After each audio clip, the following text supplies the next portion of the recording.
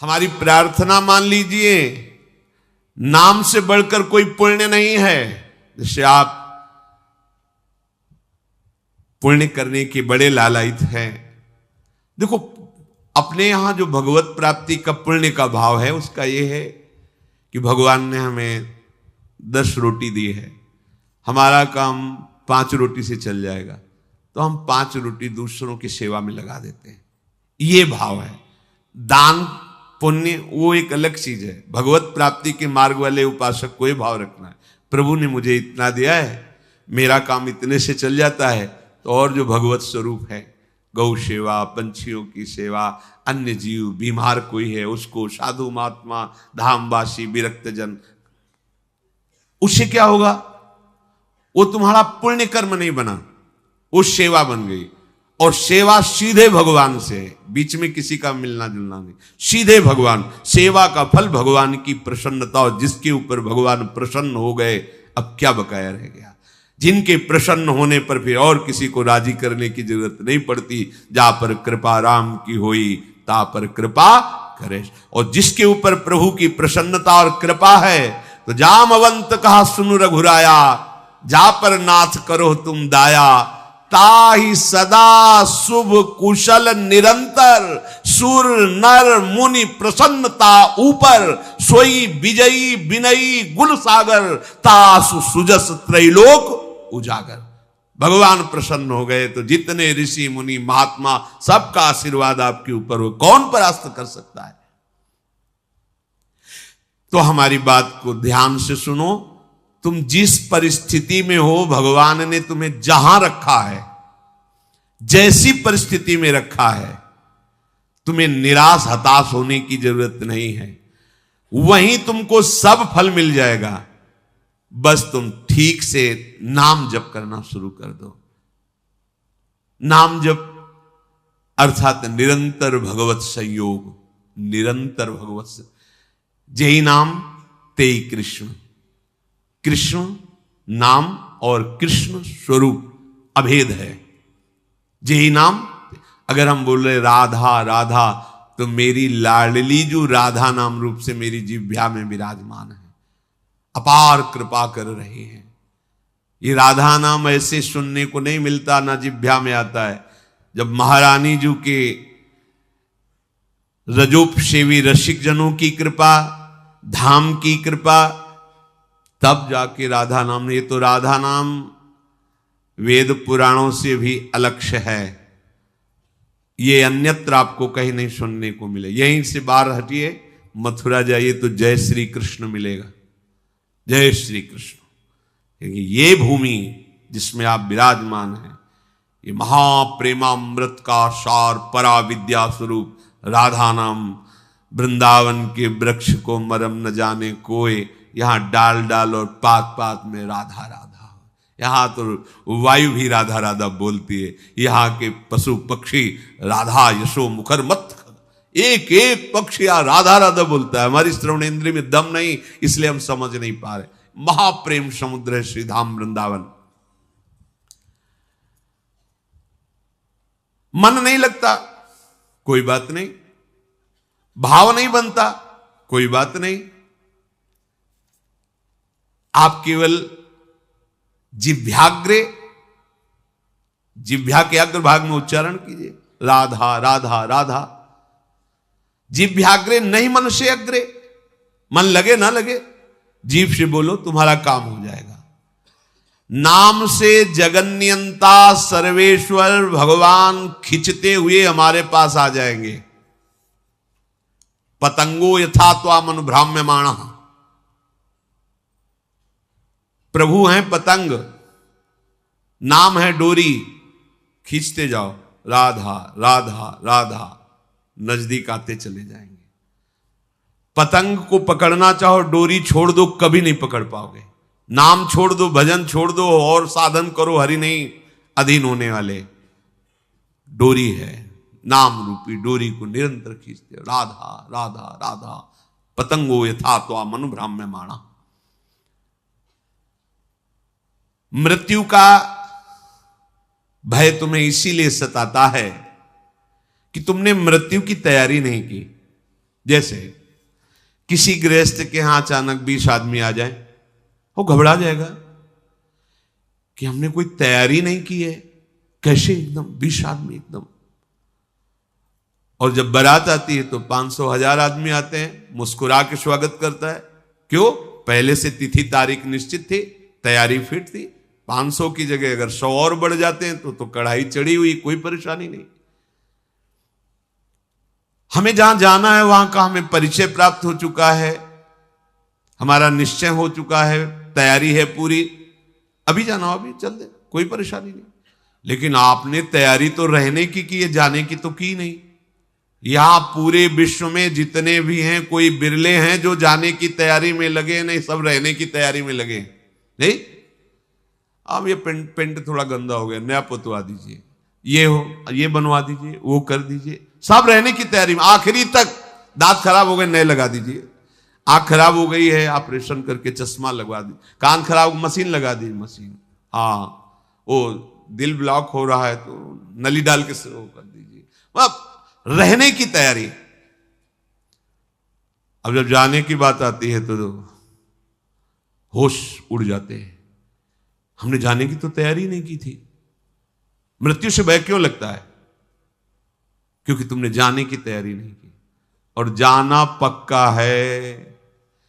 जैसे सरकारी आदमी होता है ना, उसको बंगला गाड़ी मिलती है, प्रयोग करता है, उसकी आसक्ति नहीं होती, क्योंकि कब सरकारी आदेश आ जाए कि इस प्रांत से उस प्रांत में जाना, वहां बंगला गाड़ी मिलेगा। वो सरकारी है, प्रयोग कर रहा है, लेकिन उसकी आसक्ति नहीं। जैसे कोई कहे ना कि ये खिड़की का कोना टूटा हुआ है, क्या है, कभी भी आदेश आ सकता है कि आपको अमुक जगह जाना है, वहां नया बंगला गाड़ी मिलेगी, ये तो सरकारी है, वो ठीक कर रहा है, हमें तो केवल सरकारी काम। बिल्कुल ऐसे ही ये सरकारी गाड़ी मिली है सरकारी काम करने के लिए। भगवत प्राप्ति साधन धाम मोक्ष कर द्वारा, पाई न जे परलोक संभारा, सो परत्र दुख पावई, सिर धुनि धुनि पछताए, कालई कर्मई ईश्वरे मिथ्या दोष लगाए। अब जब बुलावा आया, डॉक्टर ने कहा कि बस 1 साल के हो तुम, बस ये कैंसर ले जाएगा आपको, मतलब बचने की संभव। क्योंकि तैयारी जाने की नहीं की थी ना, रहने की तैयारी की थी। अब कहां जाएंगे? जितना हमने प्रेम फैलाया वो तो यही है, जितना हमने कमाया वो सब यही है, जिसके लिए कमाया वो सब यही। अब हम कहां जाएंगे? हमारा मित्र कौन होगा? हमें प्यार कौन करेगा? हमारे पास है क्या? गया। मन पछतई है अवसर बीते, दुर्लभ देह पाए हरिपद भजु, करम बचन अरु जीते, मन पछतई है अवसर बीते। ये सुत बनिता आदि जान स्वार्थ रत, ना करुणे सभीते, अंत ही तो ही तजेंगे पामर, तू न तजय बहीते। ये सब तुझे छोड़ देंगे, तैयारी कर। गुरु कृपा से हम अपने हृदय की बात कह रहे हैं, प्रतिपल तैयार है। क्यों? जैसे कभी स्मरण भी आया, कष्ट होता, जैसे कल था डायलिसिस हो रहा, बीच में एकदम तो प्रसन्नता होती है, श्री जी के पास जाना है। कहां जाना है? श्री जी के पास जाना है। मृत्यु हमारे लिए मृत्यु थोड़ी है, श्री जी के पास जाने का पास है कि अब फाइनल। अभी तक तो भाव से रहा, अब फाइनल, अब खत्म, संसार चक्र खत्म, अब तो अपनी लाडली के पास जाना है बस। कितना आनंद! जैसे आपका कोई प्रिय है, वर्षों से आप उससे मिलना चाहते हैं, और गाड़ी आ गई, बुलावा आ गया, चलिए आप, तो आपको कैसा लगेगा? ये थोड़ी लगेगा कि भय लगे, नहीं, एक उमगन आएगी, आप तो तुरंत तैयार हो जाएंगे चलने के। हाँ हाँ हाँ, हम तो वर्षों से इंतजार कर रहे हैं बस। ये जो मृत्यु तुम्हें भय प्रदान कर रही, तुमने तैयारी नहीं की। मृत्यु अमंगल में नहीं है, परम मंगल है। मृत्यु शोक नहीं है, महोत्सव है। बस यही समझ नहीं पा रहे। क्यों? भगवान ने मृत्यु को अपना स्वरूप कहा है, मैं सर्व कुछ हरण करने वालों में मृत्यु हूं, मेरे प्रीतम है मृत्यु, और कोई नहीं, श्री कृष्ण है। आलिंगन करो अपने प्यारे श्री कृष्ण का और निरंतर दिव्य लीला में पहुंच चलो। पर यह बात की कोई तैयारी नहीं कर रहा। सब जीने की तैयारी हो, यही रहने क्यों, किसी को नहीं रहने दिया जाएगा। ये सरकारी बंगला है, यहां ट्रांसफर होते रहते हैं, पुराने गए नए आए, पुराने गए नए आए। आप खुद देख रहे हैं कौन रहा। लेकिन अपने लोगों की बुद्धि इस बात में तैयार नहीं हो रही कि मुझे जाना है। अंदर से देखो, अंदर की बात कह रहे, बाहर से तो अभी आप कि हाथ उठाओ कितने जाना चाहते हैं, क्या जाना। जब डॉक्टर कहेगा कि जाने की बात आ गई, तुम्हारी किडनी फेल, तुम्हारा दिल फेल, तुम्हारी इतना बड़ा मुंह बगल जा, अब क्या होगा, अब क्या होगा। तो तैयारी नहीं थी ना, तैयारी है तो मुस्कुरा देंगे। हाँ, अंदर से हर समय एक आनंद धारा रहती है, वो किशोरी जी के चरणों की। सत्प्रेम सिंधु मकरंद रसौघ धारा, वो धारा हमें जीवित किए, वो धारा हमें ऐसे प्रसन्न रखती है कि किसी को ब्रह्मा का पद मिलने पर भी उतनी प्रसन्नता नहीं होगी जितनी प्रसन्नता हर समय बनी रहती। ये केवल महारानी जी के चरणों के आश्रय से। पूज्य बाबा कह रहे हैं कि आप कल्पना नहीं कर सकते कि आप कितना सुखी हो जाएंगे। वही बात देखो, बात तभी समझ में आती है जब स्थिति परिस्थिति में वो बात रहे। आप स्वस्थ हैं, सब अनुकूलता है, और फिर आप कह रहे हैं प्रभु की बड़ी कृपा है, ठीक है। लेकिन जब आप प्रतिकूल परिस्थिति में अनुभव करें, वाणी से नहीं, एक होता है देखो कि अब भाई भगवान है, वो जो करेंगे तो सहना ही पड़ेगा, हाँ कृपा ही है, फिर मतलब एक सहना, और एक होता नहीं कृपा है, मैं अनुभव कर रहा हूं इसमें कृपा है, वो बात। अब सहना ही पड़ेगा, और एक है कृपा। ये कृपा है जो अनुभव होता है, ये मृत्यु को भी भयभीत कर देगी। आप कुछ नहीं, कुछ नहीं, ऐसा परमानंद प्रकट होता है केवल लाडली जी के आश्रय से। मतलब अब जैसे हम कहें कि जिस समय हम चिंतन करते हैं तो और हर समय करते क्या है, पर कभी कभी उसमें गाढ़ चिंतन जब होता है तब दिखाई देता है कि अरे ये जीव कैसा भ्रमित हो रहा है, कैसे इसका समय नष्ट कर रही माया। जिस समय में ये परम पद प्राप्त कर सकता है उसको कैसे नष्ट कर रहा है, बड़ी भूल हो रही, बड़ी भूल हो रही। तो तभी जब वो अंदर से कि आप क्या इतने घंटे सो रहे हैं, बर्बाद क्यों कर रहे हो। अरे एक वो नींद आने वाली है जिसमें सदा सदा के लिए तुम सो जाओगे, होश में हो, मृत्यु आने वाली है। यहां तो काम चलाना है, भोजन पाके, क्रियाएं करके, नींद लेके, ये केवल काम चलाना है। मुख्य हमारा कार्य है भजन, क्योंकि इससे हमारी गति बनेगी। हमारे जीवन का लक्ष्य भजन है। प्रभु की बड़ी कृपा, सच मानिए जिसको सत्संग मिल गया, सत्संग में स्नान करने पर फिर और कुछ कोई तीर्थ स्नान करने की जरूरत नहीं रह जाती। स्वाभाविक कैसे, सत्संग का फल है। मज्जन फल पेखिए तत्काला, काक होए पिक बकौ मराला। अगर सत्संग रूपी तीर्थ में स्नान कर लिया तो कौआ कोयल हो जाएगा और बगुला हंस हो जाएगा। इसका तत्काल का प्रभाव है। एक सत्संग का शब्द आपके जीवन को बदल देगा। सत्संग के समान कोई बड़ा तीर्थ नहीं है। अगर इसमें जो रोज अवगाहन करते हैं पर आचरण में उतार ले, कुसंग ना होने पावे, तो सत्संग तुम्हें महात्मा बना देगा। पैंट शर्ट में तुम महात्मा होगे, गृहस्थी में रहते हुए तुम महात्मा होगे। महात्मा कोई बाहरी वेश ही नहीं है, महात्मा एक स्थिति है। महात्मा की एक स्थिति होती है। यह बात बिल्कुल याद रखना, कभी निराश मत होना। तुम्हें कभी यह सोचना नहीं पड़ेगा कि मेरा क्या होगा। यदि एक क्षण भी तुम बर्बाद नहीं करोगे तो बर्बाद व्यर्थ करना। तो यहां अगर भगवत भजन नहीं हो रहा तो सब व्यर्थ जा रहा है। आप देखो यहां सत्य कुछ नहीं, मान लीजिए कुछ सत्य नहीं, दिखाई सब कुछ दे रहा है, कुछ नहीं।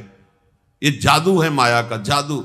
वो अभी नेत्र सही नहीं, इसलिए आपको ये बात मजाक सी लगेगी। यहां दिखाई सब कुछ दे रहा है, लेकिन जो है वो नहीं दिखाई दे रहा, जो नहीं है वो दिखाई दे रहा है। इसी का नाम माया है। देखो कहां गए अम्मा, कहां गए पप्पा, कहां गए परिवार, खोजो तो नहीं मिलेगा। जो कल विषय था वो कहां गया, जो कल दृश्य था वो कहां गया, वो सब एक स्मृति के गर्त में जमा होता चला जा रहा है। और जब हम सत्य स्मृति करना चाहते हैं तो वही सब हमारे सामने फैल रहा है, वही हमारे सामने सब चला आ रहा है। असत्य की इतनी जोर की सत्ता की स्मृति बैठ गई कि कुछ नहीं, आंख मूंदो तो पुरानी सब स्मृतियों का रजिस्टर भरा है। इन्हीं को डिलीट करना भगवत प्राप्ति कहते हैं। पूरा स्मरण संसार का खत्म, भगवत स्मरण से भर गया हृदय, उसी को कहते हैं जीवन मुक्त महापुरुष। तो मेरी बात मान लो, एक क्षण भी भजन से बिलग न जाने पावे। सेवक जी महाराज भी कह रहे हैं कि कबहू काल वृथा नहीं जाए, एक क्षण भी तुम्हारा व्यर्थ नहीं जाना चाहिए। व्यर्थ क्या है? अगर भजन छूटा, नाम छूटा, भगवत आश्रय स्मृति, वो व्यर्थ जीवन है। चाहे जितना आप कमा लो, कुछ नहीं। ये ऐसी बाढ़ सी आती है, वो घटती देखे जाते हैं। किसी व्यक्ति को हमने देखा था एक बार, वो पूरा परिकर आए थे, सोने की कटोरी, चांदी की कटोरी, चांदी की थाल, किसी में अनार के दाने, किसी में पपीता के हुए, ढेर सारी चौकी में बाल भोग के समय। तो पूछा कि उन्हीं के निज जनों से, तो उन्होंने बताया अमुक अमुक अमुक ऐसा ऐसा। फिर कुछ समय बाद वो मिले तो उन्होंने बताया वो जो थे ना, वो इस समय अमुक जगह बंदी है। इतना वैभव, इतना सब। वो किसी बहुत फैक्ट्री के बड़े मालिक थे ऐसा, वो उन्होंने बैंक का कर्जा लिया था ऐसा। ये माया का ऐसे फ्लू चलता है। एक समय सोने की कटोरी और दूसरी समय अल्युमिनियम का कटोरा। बड़ी विचित्र खेल। कभी इस पर भी, ये सत्य नहीं है, ये नाटक है माया का। सत्य है हरिनाम, हरिनामयु, हरिनामयु, हरिनामयु। मान लीजिए, ये मत समझिए कि हम बाबा जी तो भगवान के पक्ष की बात केवल कह रहे हैं। सत्य विषय यही है, सत्य विषय यही। अगर आप भगवान का भजन नहीं करते तो जो भी कर रहे हो हाथ कुछ नहीं लगेगा, बटोर लो। संतों ने उसको ऐसा बताया है कि जैसे अंधा आदमी एक दुकान में गया और कहा कि हमें कुछ सेवा बताओ, तो बोले अब हम क्या तुमको सेवा बताएं, क्योंकि आंख तो है नहीं। अगर कहीं साबुन उठा के दो, माचिस उठा के दो, तो तुम्हें पता ही नहीं, दिखाई नहीं दे रहा। ऐसा करो, तुम मूंज की रस्सी बटो। तो बैठा दिया मूंज, और एक भैंस का पड़ा के लग गया, तो मूंज चबा ले, वो जैसे से सरकाता वो चबा जाता। जब शाम हुई वैसे किया तो हाथ ही वाली मूंज थी और कुछ था ही नहीं। इसमें हाथ वाली भी मूंज नहीं रहेगी, क्योंकि हाथ ही नहीं रहेंगे, हाथ भी तुम्हारे साथ नहीं जाएंगे, यहीं छूट जाएंगे। ये पूरे संसार की जितनी क्रियाएं, जितनी वस्तुएं, अगर भजन नहीं हो रहा तो सब व्यर्थ है, सब व्यर्थ। कैसे? जैसे पूर्व में भी हम कुछ रहे होंगे, इस जन्म में हमारे पास क्या है वो पूर्व का? ना वो संबंध है, ना संपत्ति है, ना पढ़ाई है, ना वो बल है, ना वो बुद्धि है। फिर नया नया नया, कब तक चलता रहेगा ये प्रपंच? इसलिए प्रभु ने इस बार तुम पर अहेतुकी कृपा करके ये संयोग प्रदान किया है। ध्रुवदास जी कह रहे हैं, बार बार तो बनत नहीं या संयोग अनूप, मानुस्तन वृंदा विपिन रसिकन संग और विविरूप श्यामा श्याम की उपासना। मैं आपसे फिर प्रार्थना करता हूं कि आप केवल प्रभु के आश्रय में रहना, वो संभाल लेंगे आप, कोई भी हो, कैसे भी हो। अपिचेषु दुराचारो भजते माम अनन्य भाग, सादृव समन्तव्या सम्यक व्यवसिता ऐसा, वो संभाल लेंगे। बड़े कृपालु हैं, बड़े कृपालु हैं। देखो, कोई भी प्रकृति के द्वारा रची हुई वस्तु अपना स्वभाव नहीं छोड़ती। स्वभाव है अपना अपना, सबका स्वभाव, प्रकृति की हर वस्तु का एक स्वभाव है, और वो अपने स्वभाव का प्रभाव दिखा के ही रहती है। पारस का एक स्वभाव है कि छू जाए लोहा तो सोना बना देती है। अब वो पारस बहुत बड़े संयमी नियमी के घर का लोहा है, या बहुत बुरे आचरण करने वाले के घर का लोहा है, और अगर वो छू गई तो सोना बना देगी। ऐसे ही भगवान का नाम का एक स्वभाव है और उसका प्रभाव है। तुम कैसे हो इससे कोई मतलब नहीं है नाम को, जैसे पारस को कोई मतलब नहीं। सिर्फ लोहा, किसके घर का लोहा है, किस प्रयोग में आता था, इससे कोई मतलब नहीं। छुआ स्वर्ण बना दिया। ऐसे ही नाम, तुम कौन हो, किसके घर के हो, कैसे आचरण वाले हो, कोई मतलब उसको नहीं, शुरू कर दो नाम जपना, वो आपको संभाल लेगा। पारस तो सोना बना देती है, लेकिन ये नाम नामी को अधीन करा देता है। सर्वलोक महेश्वर भगवान उसके अधीन हो जाते। सुमिर पवन सुत पावन नामू, अपने बस करी राखे रामू। और भगवान तो आपको प्यार कर ही रहे, क्योंकि भगवान कभी असत्य नहीं बोलते। भगवान कहते हैं सुहृदम सर्वभूतानाम, मैं समस्त भूतों का सुहृद हूं, बहुत प्यार करता हूं। तो हम भी तो हैं ना। तो यदि हम भजन करके प्रभु को अपना जीवन समर्पित कर दे, तो हमारी जितनी मांगे हो सब अपने आप पूर्ण हो जाएंगी। केवल भजन करने वालों को ही अनुभव होता है कि भगवान हमें प्यार करते हैं। प्यार सबको करते हैं, सब मम प्रिय सब मम उपजाए। परम सुहृद सर्वलोक महेश्वर भगवान की दृष्टि में हम हर समय हैं, वो हमें देख रहे हैं। शास्त्र शीर्षा पुरखा सहस्राक्षा, हजारों नेत्रों से हमें देख रहे हैं। विश्वतस चक्षुर, पूरे विश्व में उनके नेत्र हैं, वो देख रहे हैं। मतलब एक छोटा सा अणु भी वो भगवान की दृष्टि से बच के नहीं जा सकता, सब भगवान देख रहे हैं। कितने सुख की बात है कि हमें भगवान देख रहे हैं। अवश्य आप ऐसा दृढ़ विश्वास करें तो आपको कभी प्रतिकूलता का मुख नहीं देखना पड़ेगा। आपको भगवान देख रहे हैं तो बोले कभी प्रतिकूलता का मुख नहीं देखना पड़ेगा। क्यों? क्योंकि जब आप ये देखोगे कि श्री भगवान देख रहे हैं तो आप पापाचरण नहीं करोगे। सच्चा उपासक वही है जो हर समय देखता रहता है कि भगवान देख रहे हैं। दो शिष्य बनने के लिए एक संत भगवान के पास गए और कहा हम आपके शिष्य होना चाहते हैं, कंठी भी लाए माला भी लाए, दे दीजिए। हाँ ठीक। 2 तरबूज मंगाए और कहा जाओ इन 2 तरबूजों को अलग अलग ले जाओ और ऐसी जगह इसको अमनिया करो, काटो जहां कोई देख ना रहा हो। एक गए, थोड़ी देर में काट के आ गए। महाराज जी बोले उसको भी आ जाने दो। वो शाम तक फिर आए समूचा लेके। तो उनका भाई आपने तो बहुत जल्दी अमनिया करके ले आए। बोले हाँ एकांत में गए, जंगल था आसपास, देखा कोई नहीं था, अमनिया किया ले आए। क्यों भाई तुम्हें एकांत नहीं मिला? बोले महाराज जी मैं जहां देखता तो मुझे लगता भगवान तो देख ही रहे ना। आपके वचन थे कोई ना देखे, तो भगवान तो देख रहे ना। मुझे कोई ऐसी जगह नहीं दिखाई दी कि जहां भगवान ना देख रहे हो, इसलिए आपकी जो आज्ञा थी कोई ना देखे, तो इसलिए मैं नहीं काट पाया। तो उससे कहा तुम तरबूज खा लो और जाओ। और उससे कहा तुम आओ, तुम्हें हम दीक्षा देते हैं क्योंकि तुम इस बात के अधिकारी हो। वास्तविक परमार्थ का पथिक वही है जो सर्वत्र ये बात देखता है कि भगवान मुझे देख रहे हैं। जिस प्रेम से भगवान अधीन होते हैं वो प्रेम केवल नाम से प्रकट होता है। उस प्रेम का पर्यवसान कहीं और ना होने पावे, ये सूक्ष्म बात है। जब आप भजन करोगे तो आपके हृदय में एक आनंद उमगन होती है, और अगर उसको संभाल नहीं पाए तो वही काम में नाना प्रकार के भोगों में वो फिसल जाएगी। इसीलिए साधु संग रूपी बाढ़ अत्यंत आवश्यक है। जब साधन की उमगन में हृदय द्रवित होने लगे भजन के प्रभाव से, तो बाहर से आपका स्वभाव कड़ुआ हो जाना चाहिए, उदासीन हो जाना चाहिए, गंभीर शांत। दूसरे को लगे कि हर समय जलता रहता है क्या, कैसे देखता है, ऐसा लगना चाहिए। गंभीर शांत, कोई बात जी, हिम्मत न पड़े किसी की आपसे परिचय बनाने की, ऐसा स्वभाव बनाना चाहिए। ये हम एकांतिक बात अंदर की कहते हैं। जब आपका भजन बढ़ने लगे, आपके हृदय में अनुभव होने लगे कि विकार